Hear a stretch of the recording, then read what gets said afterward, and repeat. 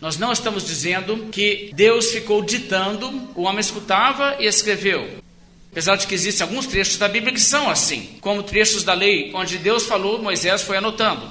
Só alguns trechos da Bíblia são assim, e nessas partes da Bíblia, na verdade, nós temos uma citação direta de palavras pronunciadas por Deus audivelmente para o autor. Sim, tem trechos da Bíblia que são assim, mas a maior parte da Bíblia não é assim. E as demais partes de toda a Bíblia é escrita sob inspiração de Deus, no sentido que Deus conduziu o autor para escrever as suas palavras, mas não apenas no sentido que Deus lhe deu uma ideia. Deus trouxe a ele um conceito, vamos escrever sobre isso, isso precisa ser escrito. Aí então ele pegou ali uma pena e começou a escrever, porque Deus lhe deu, vamos dizer assim, despertou nele um pensamento. Não, é mais do que isso, porque isso talvez daria a ideia de que, mesmo que a iniciativa veio de uma disposição colocada no homem por Deus, o autor humano, com suas limitações como ser humano, ainda escreveria sujeito a erros, a limitações de conhecimento, porque na verdade ele é apenas um homem. Mas a Bíblia, quando fala de ser inspirado, é muito mais do que isso. É que Deus mesmo levou o autor a escrever as suas palavras, as palavras de Deus.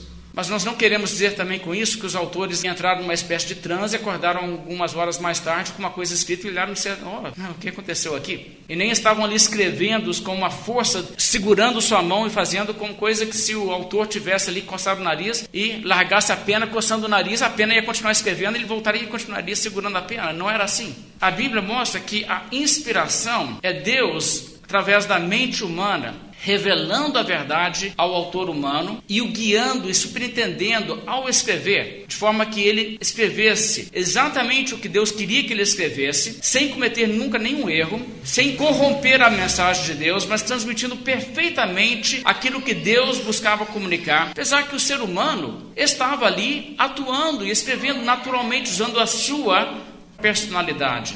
Agora, sendo a palavra de Deus, a Bíblia é então a verdade. Deus não engana, Deus não mente. Se a Bíblia é a palavra de Deus, ela não contém nada que vai ser mentiroso, nem para deliberadamente enganar, e nem porque o autor achava mesmo isso, mas ele se enganou. Então, no fato que ele se enganou, ele errado pode também te contaminar com uma ideia errada. Não existe isso na Bíblia, porque Deus não erra.